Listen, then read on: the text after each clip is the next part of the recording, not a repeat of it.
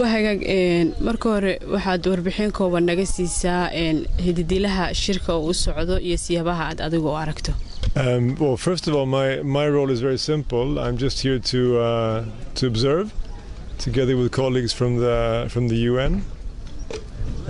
As for the what's happened here during the past 2 days, I think it's quite an impressive achievement, pulled off by all the colleagues here from Jubaland, supported by the UN and others, and it's been very, very interesting to watch and listen to all the views put forward by all the delegates as to which electoral model would be the best one for Somalia in 2016.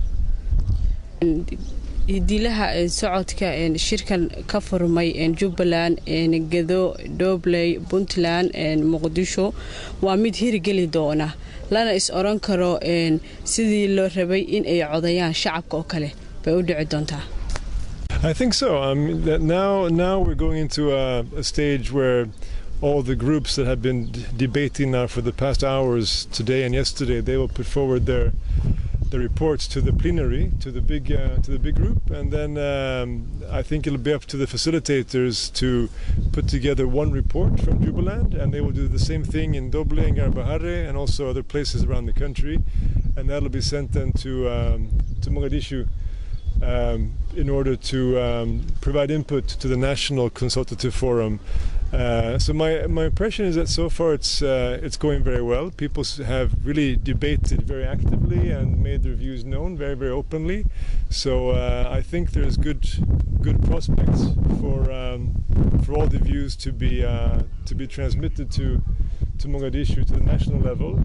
Then of course it'll be an important task there to come to a consensus, to come to agreement on one model for Somalia, but that's going to be the next important stage. Here for Jubaland, what I've seen so far I think is extremely encouraging, and I've heard similarly positive reports from other consultations around the country yesterday and today. 16ka doorasho ayaa dhici doonta Muqdisho waa la soconaa sida ognahay qayb ka mid ah waxa haysta qoladii nabadiidka ahaa ee Al-Shabaab see la is oran karaa way ku dhici doontaa doorashadaasi la doonayo in dhacdo 2016 oo kale. If by election you mean one person, one vote, no. I think that's been already decided a few months ago that will not be feasible this time, which is unfortunate. I think what's important is that the type of electoral process we have will be, in a way, a stage towards the proper one person, one vote, which hopefully can happen the next time, if that's 2020 maybe. But certainly I think everybody is striving towards the same goal, and that's to have a process, selection, election that will be better than 2012. But still not as perfect as we'd like it, but that's for the next stage. So I think still a lot can be done to make it much more representative than the last time around, and I think that's the goal that I hear from all the leaders, both at the national and the regional level. dhibaatooyinka ay ku hayaan qolada nabadiidka oo kale markii laga tago 20 oo kale inay codaynta ay dhacdo shacabka inay codayaan oo kale doorashada dhacaysa 2016 maxaa loogu qoonday in la dhaho gobolada ayaa macnaha ka arinsanaya in doorashadaasi ay dhacdo. I think the main purpose is to try to make sure that as many people as possible have a chance to express their views. It would not be a good process if all the decisions around this were taken only in the capital, in the federal capital. But I think it's natural that the next stage will be there, but based on input from all the federal member states and the interim regional administrations. I think that's a good way to do it. Had we had more time and more resources, obviously it would have been better to go even further below the level of the regional capitals, but I think even this is quite an achievement compared to where we're coming from.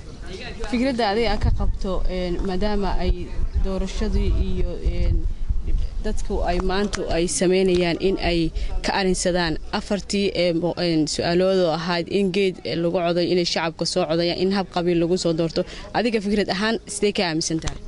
That's not for me to say. No, I really don't know. I really don't know. I mean, the best option is the one that makes most Somalis happy, obviously. And for me, that's hard to say. Thank you. ugu dambeyntii marka shacabka Soomaaliyeed iyo telefishinka Somali Cable laga daawanayo maxaad ugu baaqaysaa maxaas oran lahayd oo ugu dardaarmaysaa Simply that I'd like to congratulate all of those who have been part of these past 2 days around the country. I think it's been impressive to see that everybody has come together and debated in a positive atmosphere with a lot of humor often, and actually taking this as seriously as it deserves to be taken. I think now it's up to the next level after this to make sure that it's also equally serious there, and that everybody looks to the interests of the nation and not to their self-interest, but indeed to the interests of Somalia and the Somali people, because I think all of those who've taken part here expect that of the next level. Thank you. Thank you very much.